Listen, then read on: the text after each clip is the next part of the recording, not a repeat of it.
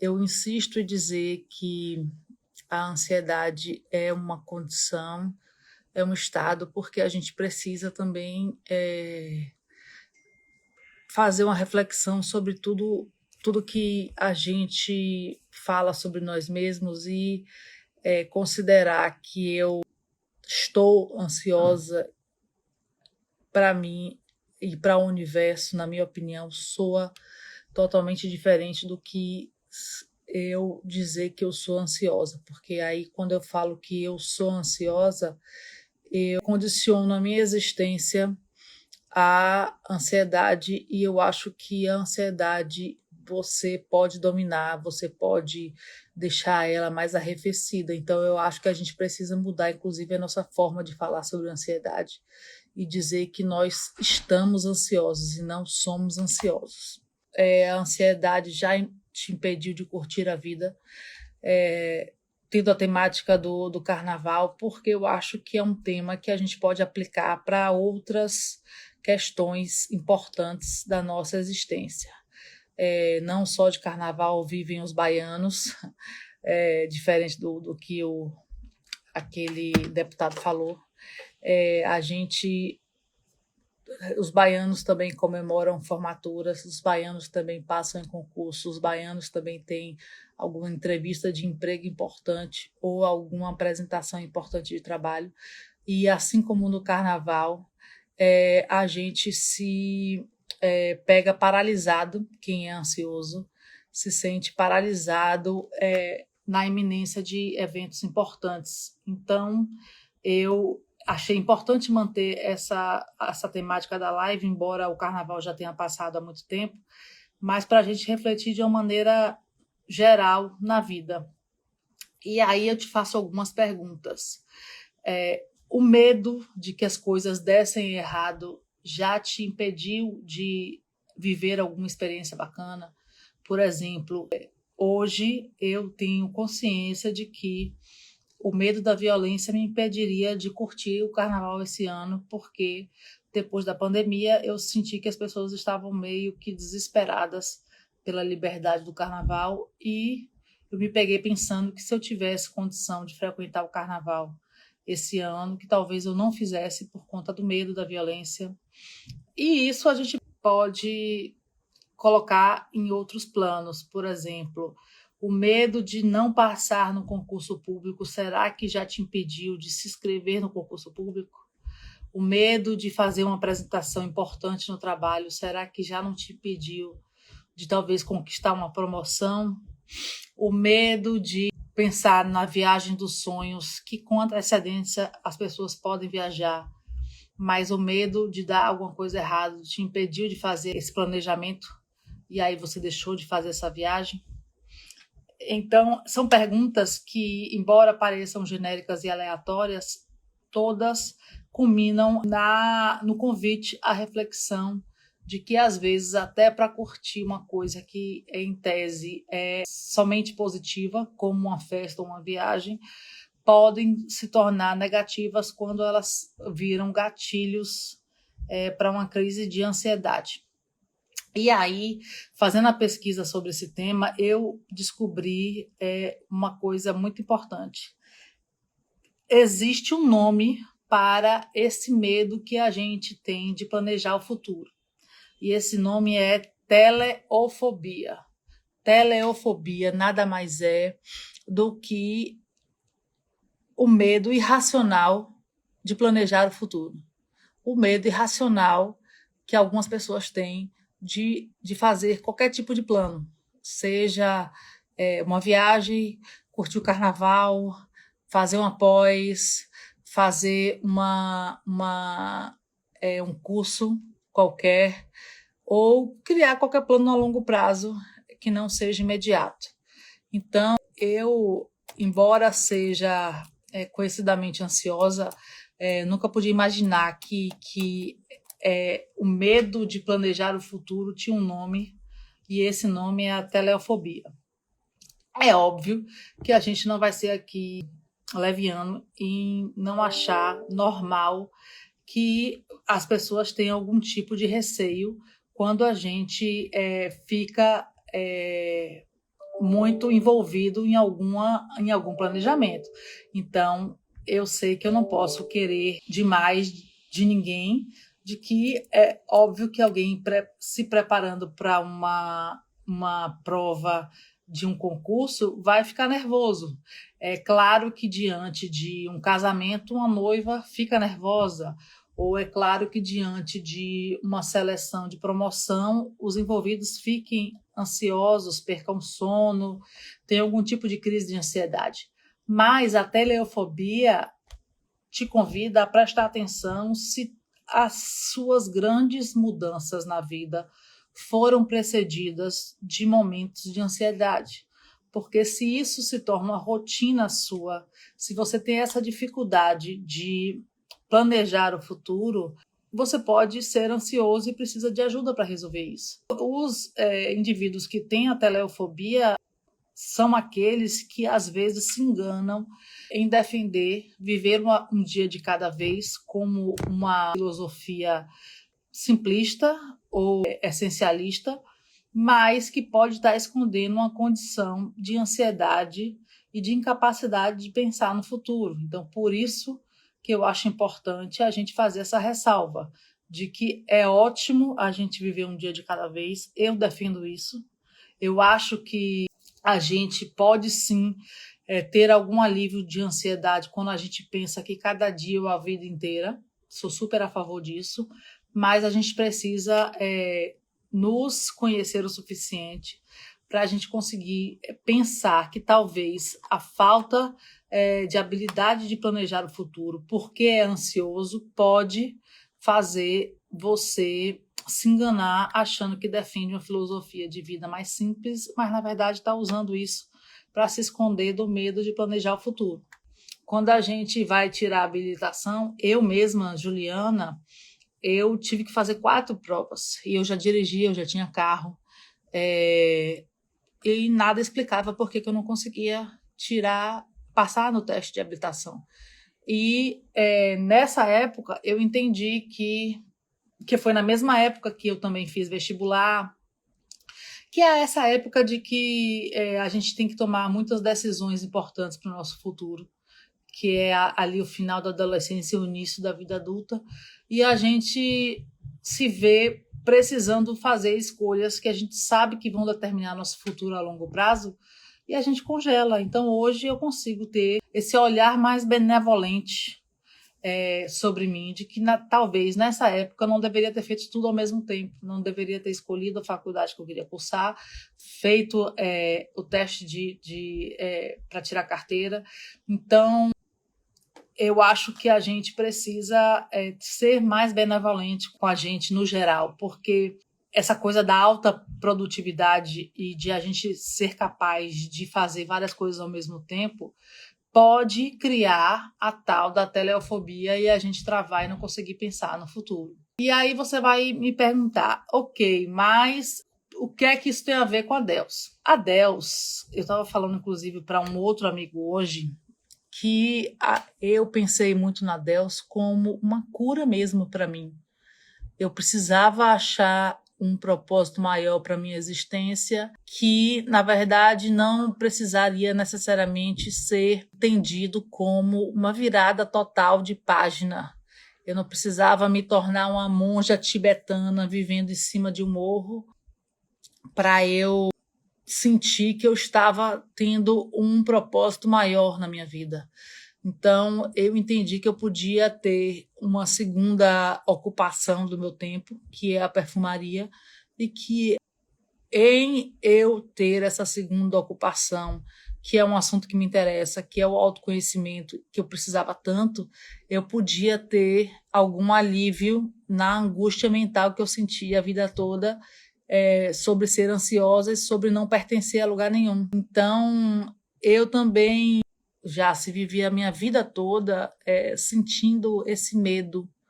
É um medo que mistura o não pertencimento com o medo de não ser capaz. Então, é muito paralisante, é muito angustiante você viver a vida toda assim. E a Dels me ajudou, primeiro, em conhecer pessoas maravilhosas através da minha perfumaria, que são as minhas irmãs de perfumaria. que eu tenho certeza que a gente foi irmã em outras vidas, então que bom que a gente se reencontrou nessa. Eu precisava falar sobre mim, eu precisava ter esse canal da Dels para falar para o mundo sobre os meus anseios, as minhas angústias, porque eu acho que eu estou aqui incorporando uma pessoa com ansiedade. Eu estou aqui para te dizer que a gente está junto, que a gente pode se curar junto, que a gente pode falar sobre o assunto. É muito engraçado que usar a minha voz para tentar curar a mim e as outras pessoas era uma das crenças limitantes que eu achei que jamais fosse conseguir encarar, porque algumas de vocês sabem que eu sempre tive uma questão muito séria com a minha voz. Então, só em estar aqui falando sobre ansiedade, independente do ponto de vista que seja, já é uma cura muito forte para mim. E eu, por isso, agradeço a vocês de estarem aqui comigo. E aí, nessa história da Dels, todas essas lives eu faço para a gente começar a entender como é que a nossa cabeça, enquanto ansiosos, funciona. Nesse balanço de potências e dificuldades, a gente pode, nesses assuntos que eu trago aqui, ir achando esse caminho do meio, porque a gente também já sabe que tudo a gente construiu na nossa vida para que esses gatilhos de ansiedade continuem aparecendo ao longo do tempo. Então, a gente precisa achar um mecanismo de conseguir ficar prestando atenção a eles e conseguir contornar eles, porque a gente aqui não vai se enganar de que a nossa vida vai passar a ser uma vida sem esses altos e baixos, né? Então, nesse mundo contraditório aí que a gente vive, e imediatista, falar sobre ansiedade é sempre o meu ponto central, porque eu acho que se eu puder ajudar as pessoas a serem menos ansiosas quando elas estão ouvindo os meus relatos, então já valeu, então tá tudo certo, então foi para isso que eu vim aqui. Então a Dels tem esse propósito, entre outras coisas, de proporcionar esse encontro semanal aqui, essa sessão terapêutica, esse podcast sobre a minha experiência de vida com a ansiedade. Então, por isso que a gente escolheu mais um tema relacionado à ansiedade, como a gente vê a vida pela ótica de um ansioso, né? E aí, voltando ao tema, grandes momentos da nossa vida sempre foram marcados, para quem sofre de ansiedade, como uma paralisação. Quando a gente se faz a pergunta de como planejar o futuro pode impactar na vida de alguém. Uma pessoa que não sofre de ansiedade pode parecer óbvio que planejar o futuro poderia ser um caminho seguro para não ser ansioso. Mas uma pessoa que sofre de ansiedade vai entender o que eu estou falando aqui, de que às vezes planejar o futuro é assustador para quem é ansioso. Então, primeiro a gente precisa desmistificar esse entendimento de que o excesso de planejamento pode causar menos ansiedade, porque para quem é ansioso, o gatilho de planejar o futuro pode ser mais assustador do que não ter planejamento nenhum. Então, quando você vê alguém que é muito, por exemplo, muito desorganizado, como eu sou, você pode, tendo esse ponto de vista, de que a pessoa usa a falta de organização como uma carapuça para não entrar no gatilho que é planejar a vida, porque planejar, se a gente for para a etimologia da frase, da palavra, planejar significa fazer escolhas, né? Então, para um ansioso, fazer escolhas, a gente sempre pensa de que quando eu estou escolhendo uma coisa, eu estou abrindo mão de outras. E o ansioso quer viver todas as possibilidades ao mesmo tempo. O ansioso não quer abrir mão de nada, porque tem medo. Tem medo de que a opinião ou a decisão de escolher um caminho faça mais estrago diante das escolhas que ele teve que abrir mão do que a liberdade de achar que está vivendo um caminho menos tortuoso porque escolheu aquele caminho. Exatamente. Esse meu entregar, meninas lindas, é porque eu acho que a gente pode cocriar aqui nessa egrégora um olhar mais afetuoso sobre nós mesmos. Então, assim, a teleofobia, que é o medo de planejar o futuro, pode começar desde cedo. Então, quando você está lá, como os meus filhos, por exemplo, que estão com 11 anos agora, tiveram que escolher as matérias não eletivas da escola. Eu tenho um filho, por exemplo, que de cara já na escola escolheu as 3 matérias que ele tem direito. O meu outro filho até agora não conseguiu escolher, porque para ele é muito sacrificante pensar que diante de 12 matérias eletivas diferentes, que o mundo de possibilidade que ele está perdendo se ele escolher 3. Então, ele paralisou nas 9 matérias que ele vai deixar de escolher, ao invés de escolher as 3 que, em tese, seriam fáceis, porque seriam as que mais combinam com ele. Mas é isso que a gente precisa pensar, de que algumas escolhas, a maioria das escolhas, a gente tem condição de voltar atrás depois, né? O ansioso tem mania de achar que está na beira de um precipício e que a decisão é cair lá embaixo no precipício, quando na verdade não é. A gente viu na live passada que 85% de todas as calamidades que o ansioso pensa na cabeça dele não acontecem. Só talvez aconteçam 25%, segundo a média desses estudos sobre ansiedade que eu li. Então, para você ter noção, a cada 5 pensamentos que a gente tem sobre catástrofe no futuro, porque o ansioso pensa sempre em catástrofe, 4 delas com certeza não acontecerão e não aconteceriam, ele pensando ou não.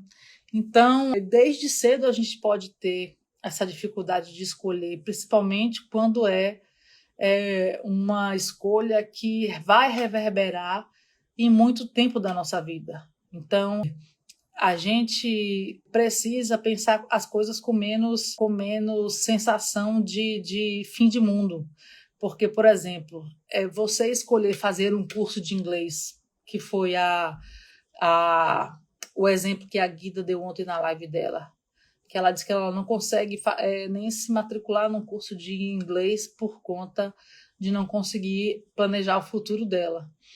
Mas se a gente pensar que ela não está escolhendo fazer um curso de inglês na Inglaterra, ela está escolhendo fazer um curso de inglês na cidade que ela mora e talvez até na rua que ela mora.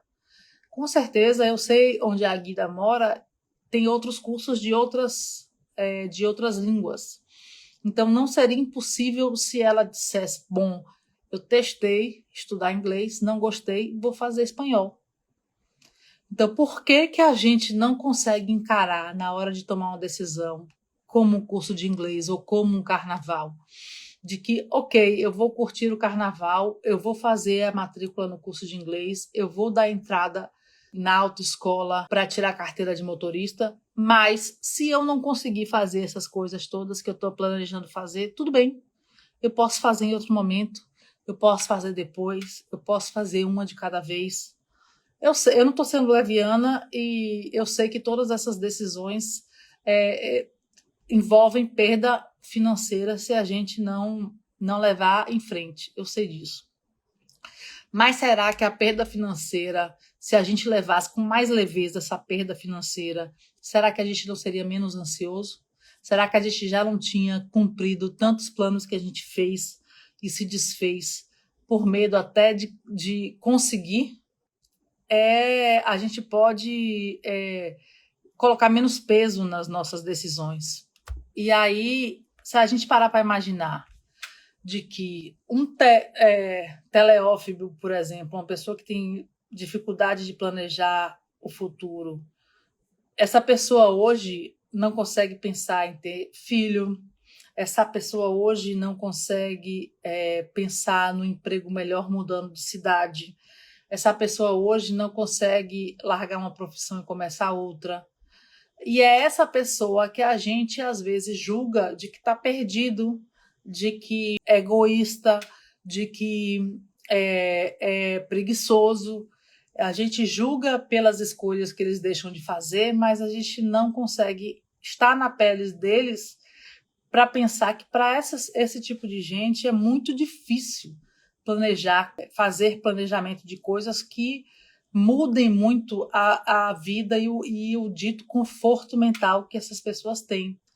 Então, quando a gente, por exemplo, analisa que muitas mulheres hoje não querem pensar em filho, a gente julga que ela está sendo egoísta, ela só está pensando nela, ela quer viver uma vida sem responsabilidade. Mas não, talvez para ela seja tão difícil pensar numa decisão que vai mudar a vida dela para sempre, que ela simplesmente não toma a decisão, não sai do lugar. E sim, eu tenho certeza, diante do meu passado, de que algumas decisões que eu tomei de forma covarde por conta da ansiedade deram errado para que eu provasse a mim mesmo que eu não deveria ter tomado tal decisão. Então, ou coisas que deram muito errado na minha vida, eu decidi por tomar aquele caminho que deu errado, porque eu não conseguia pensar no futuro longo. Então, por exemplo, eu hoje consigo, com muita segurança, dizer que o meu primeiro casamento foi um erro, crasso, inclusive, porque eu não tive coragem de pensar no meu futuro a longo prazo com aquela pessoa. Eu quis viver aquele sonho daquele casamento de véu e grinalda, com vestido de princesa, com aquela festa linda e maravilhosa. Eu não pensei no futuro, eu pensei naquele sonho que eu queria viver. Então, óbvio que depois eu passei o resto da vida remoendo, porque a minha ansiedade me fez tomar uma decisão na vida que deu errado só para provar que eu, mais uma vez, falhei comigo mesma porque eu não pensei a longo prazo. Então, eu acho, sim, que a gente acaba usando a desculpa de vamos viver um dia depois do outro, porque é mais confortável sustentar a nossa própria tese de que a gente não consegue tomar decisões de longo prazo para viver nesse aqui e agora. Então, eu acho, sim, que a gente toma decisões erradas e equivocadas quando a gente está numa situação de ansiedade, só para provar para nós mesmos que a gente está certo em ser ansioso. Porque se a gente se encarar no espelho de que está errado a gente ser ansioso, a gente vai ter que ser obrigado a fazer alguma coisa a respeito. E quando a gente acha que é certo a gente ser ansioso e por isso viver um dia depois do outro, a gente fica nesse lugar cômodo de que eu não preciso fazer nada que mude muito que chacoalhe muito a minha vida e que eu saia desse conforto, esse dito conforto da minha mente ansiosa.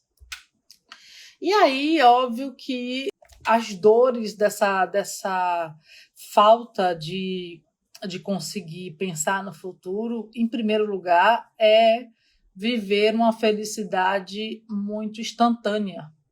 A gente não consegue programar uma felicidade que dure, porque a gente não consegue programar a nossa vida. Então, se a gente está vivendo na montanha-russa de viver o hoje, a gente não tem nada que dure. A nossa felicidade fica fugaz.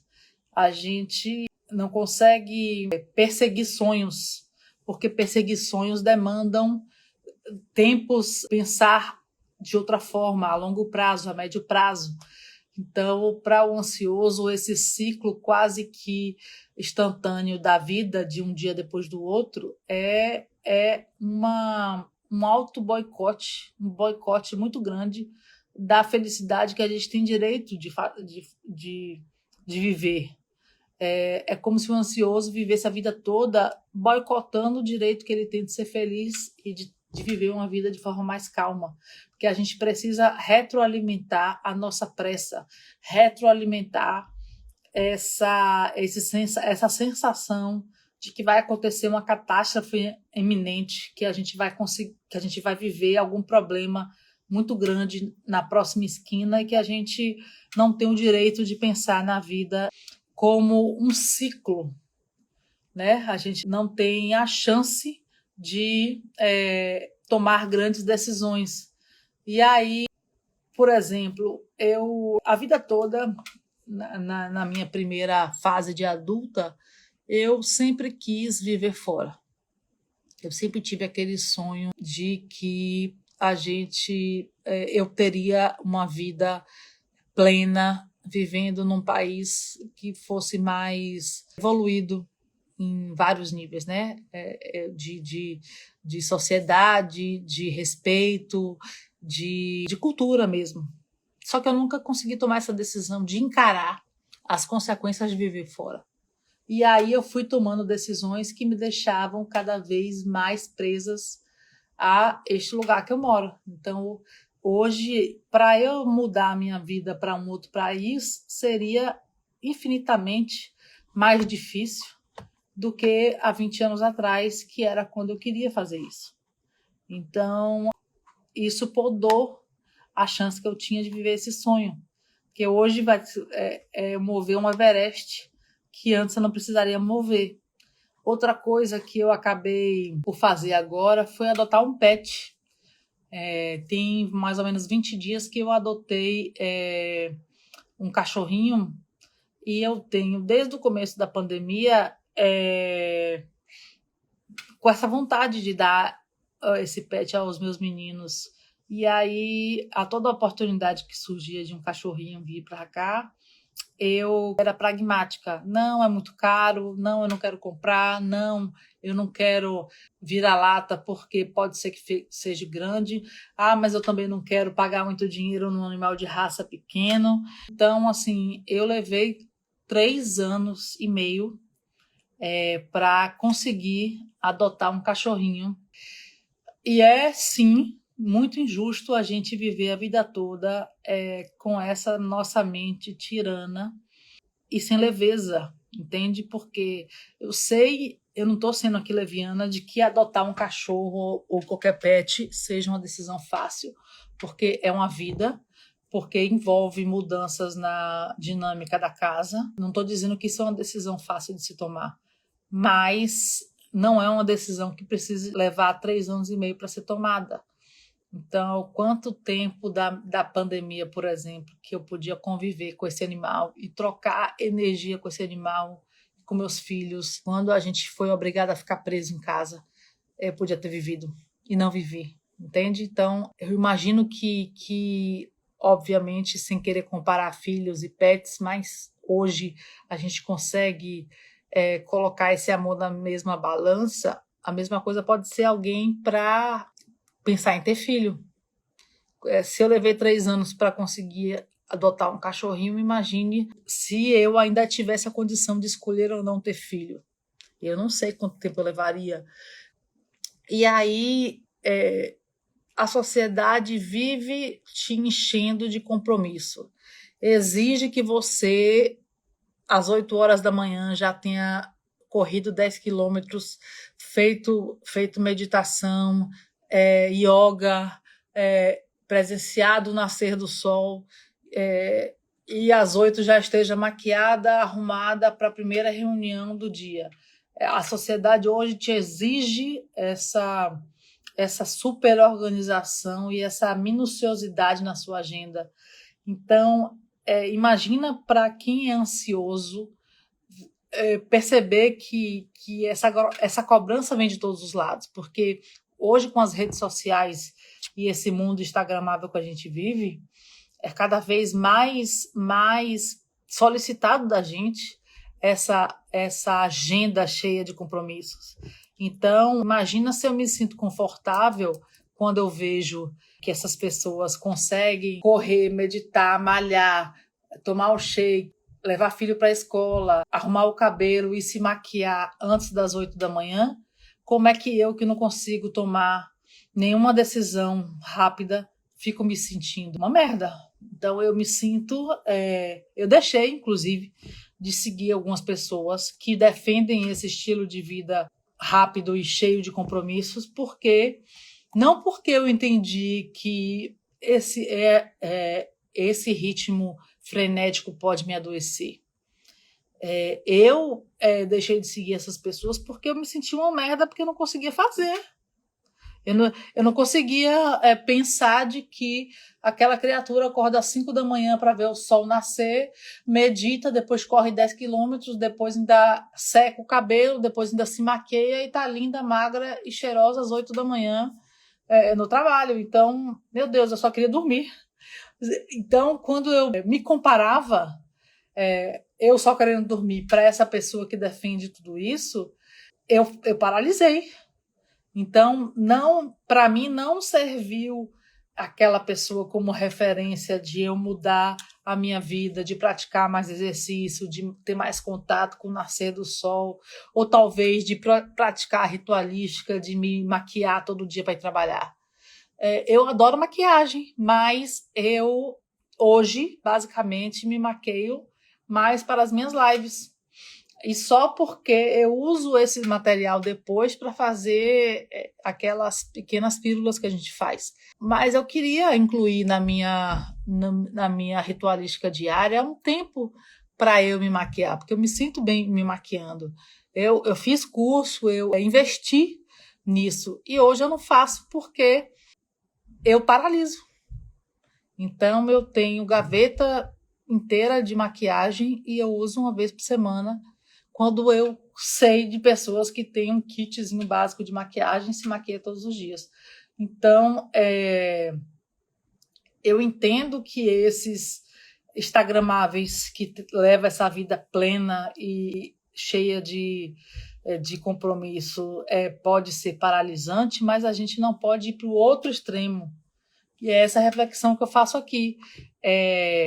A gente não é fracassado porque não consegue meditar, correr, se maquiar e escovar o cabelo antes das 8. A gente também não precisa fazer isso tudo. Então, o que é que para a gente ia fazer bem se a gente conseguisse ter a disciplina de meditar, de fazer uma caminhada, de praticar algum exercício físico? Então, a gente pode começar aos poucos, entende? Eu, uma vez, nunca me esqueço que quando eu fiz um trabalho de mindfulness para compulsão alimentar, eu descobri que 5 minutos diários de meditação já fazem diferença na sua química cerebral. Então, a gente não precisa já querer meditar 1h30 como os que praticam medicina ayurvédica conseguem, por exemplo. A gente pode começar com 5 minutos e a gente pode fazer a meditação guiada. A gente também não precisa ser obrigado a meditar sem guiança. Então, a gente pode estabelecer metas que sejam factíveis para a gente, como ansioso, atingir. Elas vão ficando mais fáceis. E aí é o lado positivo de viver um dia depois do outro. Se ao invés de pensar que eu tenho que ter meditado 35 minutos no final de uma semana, por que eu não penso que, amanhã eu vou fazer uma meditação de 5 minutos? E aí, no dia seguinte, olha, não fiz ainda a meditação, vou parar aqui 5 minutos e meditar. As coisas ficam mais fáceis. E aí, a vida deixa de soar tão difícil de ser vivida, porque é outra impressão que o ansioso sempre tem. Poxa, eu não consigo viver a vida de forma plena. Quem consegue é aquela outra pessoa que medita, que faz natação, que corre, que faz tudo antes das 8 da manhã. Não, a gente consegue viver a nossa vida. A gente não precisa ter essa régua. Então, esse perfeccionismo, meu amigo Marcos, esse perfeccionismo defendido no Instagram e nas outras redes sociais todas, não precisa ser paralisante para a gente. Então, a gente não precisa também ir por outro extremo, que é a reafirmação diária de que eu vivo uma vida toda num dia, que eu vivo uma vida um dia por vez na minha vida. A gente pode, sim, ser capaz de ter planos a longo prazo e cuidar da nossa ansiedade de forma mais leve e de viver a vida com mais leveza. Só repetindo, a gente está falando hoje sobre a incapacidade de fazer planos para o futuro. Eu pensei em usar a temática do carnaval, porque eu sei que tem muita gente que se planeja o ano todo para o carnaval, mas eu acho que a gente pode colocar a falta de conseguir planejamento para outras partes da nossa vida. Eu estou aqui refletindo em voz alta com vocês e queria agradecer a vocês que me dão muita força. Todos vocês são luzes para mim. Vocês fazem parte dessa egrégora que a Deus me proporcionou criar e ter a certeza que a minha cura, o meu sentimento de que eu estou me curando aos poucos, é produto dessa nossa união aqui e dessa nossa capacidade de mostrar para nós mesmos e para o mundo todo que somos frágeis e que somos passíveis de serem enfrentadas. Então, essa exacerbação de pensar no futuro é basicamente a história do ansioso, né? Então, contei para vocês já algumas questões da minha vida. Foi muito engraçado ter assistido a live da Guida ontem, que ela falou sobre a mesma coisa, da história dela de Angola. Eu trouxe algumas reflexões que eu fiz nesse meu estudo sobre essa capacidade de planejar o futuro, e eu trouxe algumas dicas. Por exemplo, se você tem algum evento muito importante que você pretende enfrentar nos próximos dias, por que você não experimenta no dia anterior você fazer alguma coisa que te divirta? Por que a gente entendeu, em que momento foi que a gente entendeu que em face de algum evento muito importante a gente tem que ficar concentrado e às vezes se paralisar? Por que a gente não pode se divertir? Por que antes de uma apresentação super importante de trabalho você não pode ir para o cinema? Por que antes de fechar um negócio muito importante você não pode beber um vinho no dia anterior e assistir um filme ou no cinema ou no Netflix? Por que você acha que você não tem o direito de comer comidas leves, chamar um amigo para bater um papo despretensioso, organizar a sua casa para que você vá mais cedo para a cama? Por que a gente se obrigou a viver esses momentos de pré-tomada de decisão com muita tensão, entende?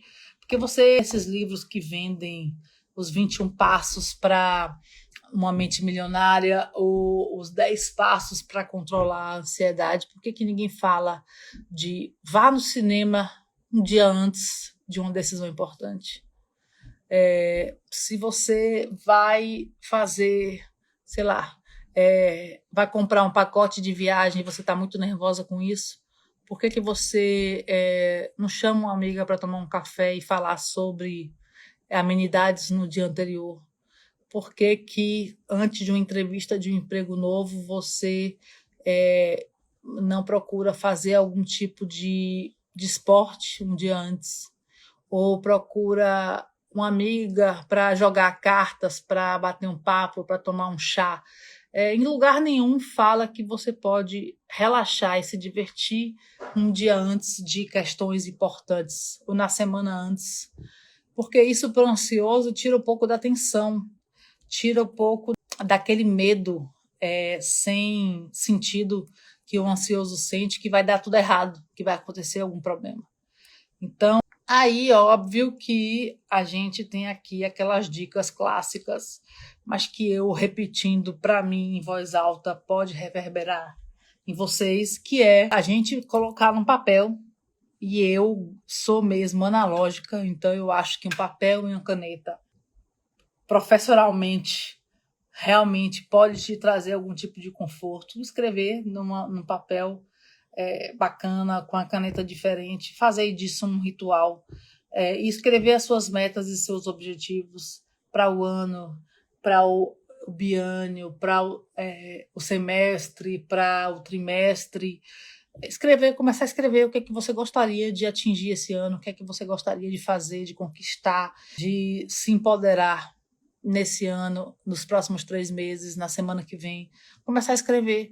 Você vai perceber que o ato de escrever aleatoriamente e de forma desorganizada que seja essas metas e objetivos vai fazer a sua cabeça começar a pensar de uma forma mais a longo prazo, sair desse imediatismo, né? E aí, óbvio que eu, como uma perfumista, se meu amigo aí, Marcos, me der licença, vou falar de alguns óleos que são conhecidamente bons para quem precisa acalmar ou encontrar um pouco de paz na mente para tomar decisão. O primeiro deles, e aí eu acho que esse é um consenso mundial, é o óleo da lavanda. A lavanda sozinha já é um perfume que nossas vovós sempre usavam, mas que traz tranquilidade e que faz você pensar de forma coerente e faz aqueles pensamentos obsessivos e repetitivos darem um pouco de descanso a você. Então, o óleo de lavanda pode ser um grande amigo para uma mente ansiosa. O limão siciliano, ele melhora a sua conexão mente com corpo e ele faz esse intercâmbio que deixa a gente atento, porque a gente tem essa mania de desconectar a mente com o corpo. Então, o ansioso fica tão ligado nesse mental que nunca para, que não percebe que o corpo está dando sinais de cansaço dessa mente imparável. Laranja doce é um relaxante muscular por excelência e ele abre a sua criatividade. Então, a pessoa criativa normalmente consegue pensar em soluções fora da caixinha para enfrentamento de problemas. Isso pode ajudar a pessoa que é ansiosa. O capim-limão, que além de conseguir fazer o ansioso determinar o seu espaço, porque a ansiedade faz você querer agradar a todo mundo e você não delimita para as pessoas o seu espaço. E o capim-limão serve muito para isso, além de ser excelente para concentração e melhora a disposição de uma maneira geral. O alecrim, que além de tirar as energias negativas, ele é ótimo para quem tem TPM e desequilíbrio de humor. Então, a gente pode usar essas plantas todas em conjunto ou elas separadas, e aí você pode usar em escaldapé, um difusor, as gotinhas no seu lençol. Você pode misturar numa base de creme, fazer uma massagem, você pode aspirar. Então, daquelas formas todas que a gente já ensinou aqui para vocês, essas plantas podem ser muito poderosas. E aí eu tenho algumas perguntas que as pessoas me mandaram no direct, que eu vou responder aqui agora, e vocês podem, obviamente, fazer as perguntas que quiserem aí, e se eu puder responder, ou se alguém que está aqui quiser responder, a gente pode fazer esse intercâmbio e essa mesa redonda. Teve uma pessoa que me perguntou se algum óleo dificulta o nosso planejamento. Em tese, não. Em tese, as plantas todas te ajudam a equilibrar corpo e mente.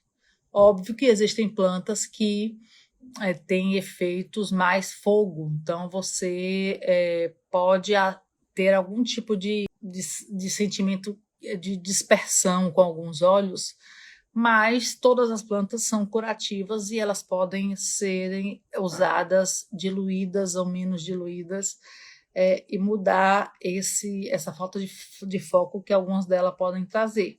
Então, eu não acho que exista uma planta na natureza, sendo a natureza tão perfeita, que dificulte alguém de conseguir se planejar. Eu acho que tem plantas que podem não ser as mais apropriadas, mas que elas podem também ser usadas de outra forma para te ajudar nisso. Eu não consigo sentir cheiros muito fortes, então como é que eu posso usar os óleos essenciais para conseguir ter mais foco? Você pode diluir, você pode colocar num 30 ml do álcool cereal, 1 ou 2 gotinhas desse óleo e usar o spray de forma mais diluída.